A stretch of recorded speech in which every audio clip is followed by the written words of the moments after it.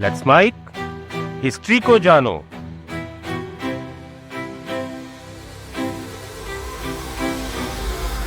कभी आपने सोचा है कि दुनिया का वो कौन सा कपड़ा है जिसके लिए एक साम्राज्य ने अपने जासूस भेजे, एक पूरा युद्ध लड़ा गया, एक सभ्यता की आर्थिक रीढ़ तोड़ दी गई और हजारों कारीगरों ने अपने ही हाथों से अपने अंगूठे काट लिए।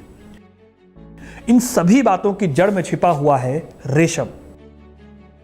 जब आप रेशम को किसी महंगी साड़ी या किसी लग्जरी शोरूम में देखते हैं तो रेशम की खूबसूरत चमक दिखती है, लेकिन इस चमक के नीचे 4000 साल पुराना बेहद भयानक सच दफन है।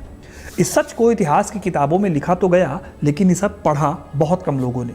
रेशम वो कपड़ा है जो जितना सॉफ्ट दिखाई देता है, उसका इतिहास उतना ही क्रूर है। करीब 4000 साल पुराने इस कपड़े ने चाइना की करेंसी के तौर पर काम किया, दुनिया को एक ऐसा रास्ता दिया जो सिल्क रोड के नाम से जाना जाता है। लेकिन इस रेशम ने एक ऐसा सिस्टम भी खड़ा किया जिसने आम इंसानों को पीढ़ी दर पीढ़ी अपना गुलाम बनाया। क्या आपको पता है कि चाइना ने कई सालों तक क्यों इस रेशम को बनाने की टेक्निक दुनिया को पता ही नहीं लगने दी? वो कौन कौन से तरीके थे जिनसे चीन ने रेशम को बचा कर रखा, या फिर कैसे एक लेजिटिमेट चोरी ने रेशम की टेक्निक चाइना से निकाल कर पूरी दुनिया में फैला दी? आज हम इतिहास के इसी उलझे हुए धागे को उधेड़ेंगे और देखेंगे कि कैसे एक बहुत ही सिंपल दिखने वाले कपड़े ने दुनिया के सबसे खूंखार साम्राज्यों के लालच को हवा दी, कैसे इस व्यापार ने एलीट क्लास और मजदूरों के बीच दुनिया के सबसे पुराने और कंटिन्यूसली चलने वाले शोषण का जाल बुना। रेशम का इतिहास आपको सोचने पर मजबूर कर देगा कि जो इतिहास हमें पढ़ाया गया, क्या वो वाकई पूरा सच था या फिर कोई साजिश थी? वीडियो का एंड आते आते आपको पता चलेगी वो सच्चाई जो आपको सोचने का नजरिया बदल देगी। इसीलिए वीडियो को पूरा देखिएगा, क्योंकि अपना इतिहास नहीं जानोगे तो खुद को कैसे पहचानोगे। रेशम को बनाने के लिए इस्तेमाल होता है ककून का कीड़ा। इस तरह के हजारों कीड़ों को जब जिंदा उबाला जाता है तब बनता है रेशम का छोटा सा टुकड़ा। लेकिन रेशम के इतिहास में सिर्फ इन कीड़ों पर ही ज्यादती नहीं हुई। 4000 साल पुराना एक ग्लोबल सिस्टम जो रेशम के एम्पायर को चला रहा था, उसने कई साम्राज्यों को खड़ा किया और लाखों लोगों को मरने के लिए छोड़ दिया। अगर आप ट्रेस करो हिस्ट्री में तो इसकी शुरुआत कोई ऐसे अचानक हुए चमत्कार से नहीं हुई, ना ही ये कोई साधारण सी खोज थी, बल्कि ये फ्यूचर को बदल देने वाला इवेंट था। चीनी लोक कथाओं में माना जाता है कि रेशम की खोज लगभग 2700 ईसा पूर्व में पौराणिक येलो सम्राट की पत्नी महारानी लेजू ने की थी। कहते हैं कि वो शहतूत के पेड़ की छांव में चाय पी रही थी। उसी वक्त एक रेशम कीट का कोकून उनकी प्याली में गिर गया। ये कोकून फिर गर्म पानी में घुलते हुए एक चमकदार धागे के रूप में सामने आया। इससे रेशम की मिस्ट्री उजागर हो गई। हालांकि इस कहानी पर कई हिस्टोरियंस यकीन नहीं करते। देखो, सिल्क इतना अनूठा, इतना प्रेस्टीजियस और इतना महंगा प्रोडक्ट था कि इसकी हिस्ट्री से कई मिथक जुड़े रहे। सेंट्रल चाइना में हुई खुदाई में 8500 साल पुराने रेशम के अवशेष मिले हैं। आर्कियोलॉजिस्ट का मानना है कि वहाँ के लोगों ने लगभग 5000 से 4100 साल पहले बॉम्बेक्स मोरी रेशम के कीटों की खेती शुरू की। यानी कि चाइना में जो 1200 ईसा पूर्व में राइटिंग का डेवलपमेंट हुआ, उससे पहले ही चाइना में रेशम बनना शुरू हो गया। लेकिन रेशम बनाना कोई आसान काम नहीं था। रेशम का कीड़ा कोई नॉर्मल कीड़ा नहीं था। इसकी बायोलॉजिकल डिमांड्स अपने आप में बहुत बड़ी चैलेंज खड़े करते थे। इसके अंडे बहुत ही नाजुक होते थे। इन्हें पनपने के लिए बहुत ही खास और लगातार टेम्परेचर की ज़रूरत होती थी। कहा जाता है कि इस टेम्परेचर को बनाए रखने के लिए घर की महिलाएं उन अंडों की थैलियों को अपने कपड़ों के अंदर अपने शरीर से सटा कर रखती थी। महीनों तक अपनी स्किन हीट से एक कीड़े को पालना किसी भी इंसान के लिए कितना भयानक एक्सपीरियंस होगा। ये सिर्फ गर्मी देने का काम नहीं था, बल्कि एक कंटिन्यूस जिम्मेदारी थी। अगर टेम्परेचर थोड़ा भी बढ़ता या घटता तो पूरे साल की मेहनत और सम्राट की संपत्ति यानी रेशम बर्बाद हो जाता। यहाँ दोस्तों ध्यान देने वाली बात यह है कि सिर्फ एक महीने में यह कीड़ा सफ़ेद शहतूत के पत्ते खा खाकर करीब 10 गुना वजन बढ़ा लेता था। यह भी कोई इजी टास्क नहीं था। पूरी की पूरी फैमिली लग जाती थी इन कीड़ों की भूख को मिटाने के लिए। कई बार दिन रात मजदूरी करनी पड़ती थी ताकि रेशम के कीड़ों को कुछ ना हो। फिर जब यह कीड़ा अपने चारों ओर बहुत बड़ा कोकून बना लेता था, तब उसे निकालने के लिए कोकून को उबलते पानी में डाल दिया जाता था। इस प्रोसेस में रेशम का कीड़ा अंदर ही तड़प तड़प कर मर जाता था, लेकिन इसी मौत से रेशम का एक लंबा धागा भी इंसान के हाथ लगता था। आगे चलकर चाइना की हान और तांग जैसी बेहद ताकतवर साम्राज्यों ने इस टेक्नोलॉजी को एक मिस्ट्री में बदल दिया। उस दौर में रेशम सिर्फ और सिर्फ एक कपड़ा नहीं था, ये चीन की इकोनॉमी की रीढ़ था। ये करेंसी का रूप ले चुका था जिससे टैक्स चुकाए जाते थे और सरकारी अधिकारियों को इसी रेशम को सैलरी के रूप में दिया जाता था। चीनी राजवंशों ने अपनी इस रीढ़ को बचाए रखने के लिए कई खौफनाक तरीके भी अपनाए। उनके बनाए कानून इतने खौफनाक थे कि आज भी सुनकर रूह कांप जाए। जैसे कि अगर कोई भी शख्स विदेशियों को रेशम बनाने की मिस्ट्री बताता या कीड़ों के अंडे चाइना की सीमाओं से बाहर ले जाने की कोशिश करता तो पक्का था कि उसे मौत की सजा मिलेगी। कई बार जो सजा विद्रोहियों को दी जाती थी वही सजा रेशम चोरी करने वाले लोग भी पाते थे, जैसे कि 5 पनिशमेंट्स की सजा। 5 पनिशमेंट्स मतलब चेहरे पर गर्म लोहे से दागना, नाक या पैर काट देना और सबसे क्रूर नपुंसक बना देना या दर्दनाक मौत देना। एक तरह से चीन ये चाहता था कि कोई भी उनके रेशम बनाने की टेक्नोलॉजी को जान न पाए। यही वजह है कि सदियों तक ये तकनीक सिर्फ चाइना के पास रही। इस रेशम के कपड़े का इम्पैक्ट इतना था कि दुनिया भर में जिस रास्ते से रेशम को ले जाया गया उसे आज हम सिल्क रोड के नाम से जानते या फिर पढ़ते हैं। इस रोड की कहानी मैंने इस वीडियो में प्रॉपर बताई हुई है, आप यहाँ पर जाके इसको देख सकते हैं। हमें स्कूलों में पढ़ाया जाता है कि रास्ते से कई कल्चर्स का मिलन हुआ, मसालों के ट्रेड का ये बहुत बड़ा रास्ता था। लेकिन दोस्तों सिल्क रोड की सच्चाई इसके बिल्कुल उलट थी। मॉडर्न हिस्टोरियंस जैसे कि सुजैन विटफील्ड और पीटर फ्रैंकोपेन बताते हैं कि ये रास्ता पॉलिटिकल उथल पुथल, भयानक लूटपाट और ह्यूमन ट्रैफिकिंग का भी बड़ा सेंटर था। सेंट्रल एशिया के खानाबदोश कबीले और लुटेरे रेशम के साथ साथ इंसानी लाइफ्स का भी टैक्स वसूलते थे। सिल्क रोड पर चलने वाले व्यापारी और सिपाही महीनों तक अपने घरों से दूर होते थे। इसके चलते इन रास्तों पर वेश्यावृत्ति और ह्यूमन ट्रैफिकिंग का बड़ा स्ट्रक्चर खड़ा हो गया। सिल्क रेड का ट्रेड तो हो ही रहा था, साथ ही साथ यहाँ पर इंसानों की भी खुलेआम बिक्री होती थी। यहाँ जैसे रेशम बिकता था वैसे ही गुलामों को भी बेचा जाता था। अब दोस्तों चाइना ने कोशिश तो भले ही बहुत ज़्यादा की, लेकिन उसका ये सीक्रेट ज़्यादा दिनों तक अंदर नहीं रह पाया। दुनिया के दूसरे कोनों में एक एम्पायर था जो इस रेशम के लिए अपना खजाना खाली कर रहा था और वो कुछ भी करने को तैयार था इस टेक्निक को हासिल करने के लिए। चाइना के रेशम के बहुत बड़े मार्केट थे रोम और बाद में बाइजेंटाइन एम्पायर।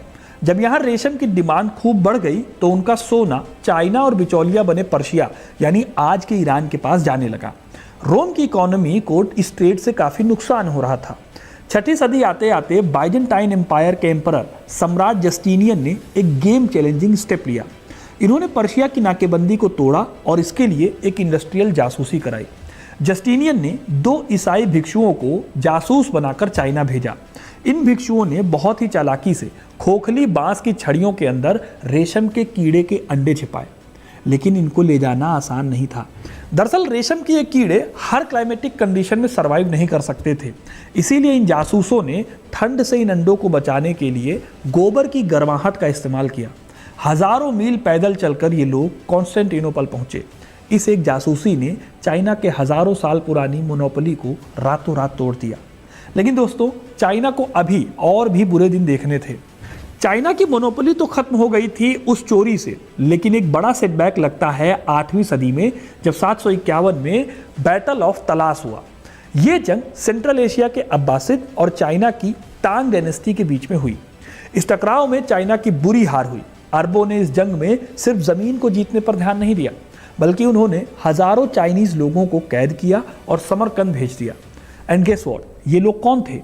इन प्रिजनर्स में चाइना के सबसे बेहतरीन रेशम बुनकर और कागज बनाने वाले लोग थे। इस एक इवेंट ने चाइना के एकाधिकार को जड़ से उखाड़ फेंका। इस्लामिक गोल्डन एज की शुरुआत भी इसी जंग से हुई।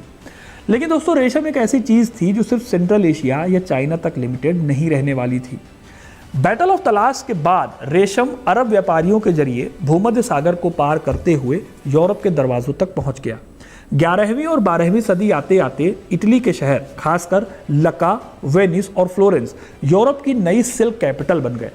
इतिहास में हम जिस महान इटालियन पुनर्जागरण की कला और वास्तुकला की कस्में खाते हैं, उसकी नींव इसी रेशम के ट्रेड से हुए प्रॉफिट पर खड़ी थी। लेकिन दोस्तों यूरोप की इस नई चकाचौंध के पीछे भी शोषण का वही पुराना ढांचा काम कर रहा था। इटली की सिल्क मिल्स में धागा काटने का काम मुख्य रूप से गरीब महिलाओं, अनाथ बच्चों से बहुत कम मजदूरी पर करवाया जाता था।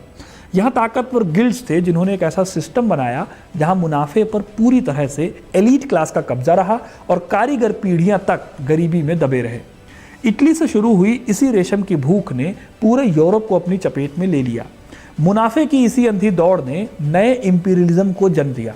इसका सबसे खौफनाक रूप आगे चलकर 1757 में ब्रिटिश ईस्ट इंडिया कंपनी के रूप में भारत के बंगाल में नजर आने वाला था। 1740 के दशक में बंगाल पर मराठों ने लगातार हमले किए। इन हमलों ने सिल्क इंडस्ट्री की सप्लाई चेन को बुरी तरह से तोड़ दिया और बुनकर पहले ही पलायन करने लगे। इसी टूटते हुए सिस्टम का सबसे खौफनाक फायदा उठाया ईस्ट इंडिया कंपनी ने। प्लासी की जंग के बाद कंपनी सिर्फ एक ट्रेडिंग कंपनी नहीं रही, बल्कि एक सॉवरेन पावर बन गई। रॉबर्ट क्लाइव जैसे ब्रिटिश ऑफिशियल्स ने गुमाश्तों की एक पूरी फौज तैयार की। ये गुमाश्ते हथियारों के दम पर बंगाल के नागाद यानी धागा लपेटने वाले कारीगरों और बुनकरों को कर्ज के ऐसे जाल में फंसाते थे जहां से बाहर निकलने का कोई रास्ता नहीं था। उन्हें बाजार के भाव में इतने कम पैसे दिए जाते थे कि उनका भूखों मरना तय था। कंपनी का आतंक इतना ज्यादा था कि जो बुनकर अपनी आजीविका चलाने के लिए डच या फ्रेंच व्यापारियों को रेशम बेचने की कोशिश करते, उन्हें सरेआम कोड़े मारे जाते, उन्हें काल कोठरी में डाल दिया जाता और उनकी सोशल हैसियत यानी उनकी जाति तक छीन ली जाती। इस आर्थिक आतंकवाद ने बंगाल के कुटीर उद्योग को पूरी तरह से तबाह कर दिया। इसी दौर में एक ऐसी घटना का जिक्र आता है जिस पर इतिहासकारों के बीच आज भी गहरी बहस होती है। 19वीं सेंचुरी के नेशनलिस्ट ने यह दावा किया कि अंग्रेजों ने बंगाल के बुनकरों के अंगूठे काट दिए ताकि मशीन से बने ब्रिटिश कपड़ों का मुकाबला ना किया जा सके। लेकिन दोस्तों अगर हम डॉक्यूमेंट्स की गहराई में जाएं तो सच्चाई इससे भी ज़्यादा खौफनाक नजर आती है। विलियम बोल्ट्स, जो खुद ईस्ट इंडिया कंपनी का एक ऑफिसर था जिसने बाद में कंपनी के करप्शन के खिलाफ आवाज़ उठाई, उसने 1772 में एक रिपोर्ट में इस भयानक सच को दर्ज किया। बोल्ट्स के हिसाब से अंग्रेजों ने कोई ऑफिशियल तरीके से फरमान जारी नहीं किया अंगूठे काटने का, खास तौर पे। इसके बजाय उन्होंने एक ऐसा स्ट्रक्चर खड़ा किया जिससे कोई भी रेशम बुनने का काम ही ना कर पाए। इसमें शोषण था, भुखमरी और कर्ज का स्ट्रक्चर शामिल था। यहाँ मजदूरों ने खुद अपने हाथों से अपने अंगूठे काट लिए। उन्होंने ऐसा इसलिए किया ताकि वो अंग्रेजों की फैक्ट्रीज में काम करने लायक ही न रहें और इस अंतहीन गुलामी से बच सके। दोस्तों हिस्टोरिकल और साइकोलॉजिकल दृष्टि से देखा जाए तो ये किसी सजा से ज़्यादा खौफनाक है कि एक इंसान सिस्टम की क्रूरता से बचने के लिए अपने ही शरीर का कोई बॉडी पार्ट काट ले। ये बंगाल का डी इंडस्ट्रियलाइजेशन था जिसने ब्रिटेन की इंडस्ट्रियल रेवोल्यूशन के लिए रास्ता साफ किया। लेकिन दोस्तों सिर्फ भारत का यह हाल नहीं था। भारत से हजारों मील दूर 19वीं सदी के फ्रांस में भी रेशम के धागों में मजदूरों का खून बुना जा रहा था। फ्रांस के लियोन शहर में रेशम बुनकरों को कनट कहा जाता था। ये वो लोग थे जिनके पास अपनी मशीनें तो थी, लेकिन बाजार और कच्चे माल पर अमीर व्यापारियों का कब्जा था। इन व्यापारियों को सोयुक्स कहा जाता था। ये कनाट दिन में 18-18 घंटे काम करते थे। उन मशीनों की बहरी कर देने वाली आवाज़ के बीच अपना खून पसीना एक करते थे, लेकिन फिर भी अपने बच्चों के लिए 2 वक्त की रोटी नहीं खरीद सकते थे। जब ट्रेडर्स ने मनमाने ढंग से उनकी मजदूरी आधी कर दी तो इन बुनकरों के सब्र का बांध टूट गया। 1831, 1834 और 1848 में लियोन की सड़कों पर खूनी क्रांतियां हुई। काम करते हुए जियो या लड़ते हुए मरो के नारे के साथ इन मजदूरों ने हथियारों, तोपों और फ्रांस की पूरी सेना का सामना किया। ये आधुनिक इतिहास के पहले मजदूर वर्ग के आंदोलन थे जिन्होंने पूरे यूरोप की राजनीति को हिला कर रख दिया। इन्हीं मूवमेंट्स ने कार्ल मार्क्स और फ्रेडरिक एंगल्स जैसे विचारकों को बहुत ज़्यादा प्रभावित किया। इन्होंने दुनिया को बताया कि जब पूंजी और मजदूर के बीच संघर्ष होता है तो उसकी कीमत हमेशा मजदूर को चुकानी पड़ती है। इसी शोषण की एक और कड़ी हमें 20वीं सदी के भारत में भी देखने को मिलती है। 1924 में कश्मीर में ब्रिटिश सपोर्टेड डोगरा शासन था।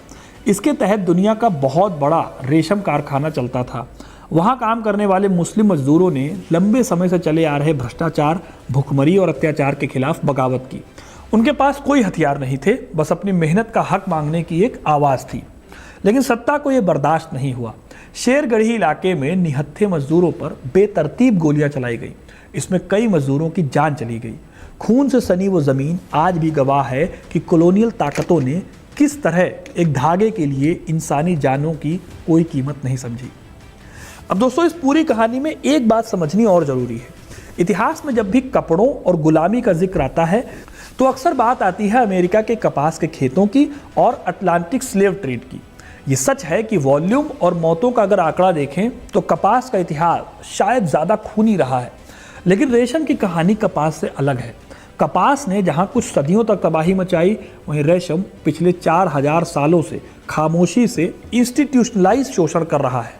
रेशम कभी आम लोगों का कपड़ा नहीं था, ये पावरफुल और अमीरों की लग्जरी था, और इसी लग्जरी ने दुनिया का सबसे पुराना और बिना रुके चलने वाला क्लास स्ट्रगल पैदा किया।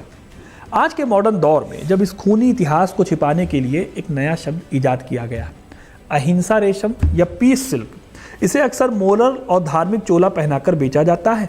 दावा किया जाता है कि इसमें कीड़ों को मारे बिना रेशम निकालते हैं, लेकिन इसके पीछे का कमर्शियल सच उतना ही कड़वा है। जब कीड़ा कोकून फाड़कर बाहर निकलता है तो धागा कट जाता है और पैदावार बहुत कम हो जाती है। इस घाटे को पूरा करने और प्रॉफिट कमाने के लिए कमर्शियल फैक्ट्रीज में नर कीड़ों को बार बार फ्रीजर में जमाया और पिघलाया जाता है ताकि वो लगातार रिप्रोडक्शन कर सकें। वहीं मादाओं को अंडे देने के तुरंत बाद कुचलकर मार दिया जाता है। ये अक्सर पेब्राइन जैसी बीमारियों को रोकने की एक साइंटिफिक प्रोसेस के लिए किया जाता है ताकि जो अगली पीढ़ी है वो ज़्यादा संक्रमित ना हो। लेकिन इस पूरी प्रक्रिया को अहिंसा का चोला पहनाकर बेचना सिर्फ कंज्यूमर की भावनाओं से खेलना और प्रॉफिट कमाना है। इस पूरी कहानी से हमें सीखने को क्या मिलता है? हमें सीखने को ये मिलता है कि रेशम का इतिहास राजाओं या व्यापारियों की महानता का इतिहास नहीं है। ये दुनिया में कैपिटल और मजदूरों के बीच हुए सबसे पुराने और सबसे लंबे वर्ग संघर्ष की कहानी भी है। ये साबित करता है कि जब भी किसी लग्जरी की कीमत तय होती है तो उसका बिल हमेशा मजदूर की पीठ पर फाड़ा जाता है। अगली बार जब आप किसी रेशम के कपड़े की चमक देखें तो ध्यान रखिएगा कि इस चमक को 4000 सालों तक बरकरार रखने के लिए ना जाने कितनी पीढ़ियों का खून हमेशा के लिए दफन हो गया है। तो दोस्तों, ये थी कहानी सिल्क की। आपको ये कहानी कैसे लगी कमेंट करके ज़रूर बताइए। वीडियो को लाइक और शेयर करना ना भूलें और इस इंटरेस्टिंग कहानियों के लिए, इतिहास से जुड़े रहने के लिए हिस्ट्री कनेक्ट को सब्सक्राइब जरूर करें। धन्यवाद।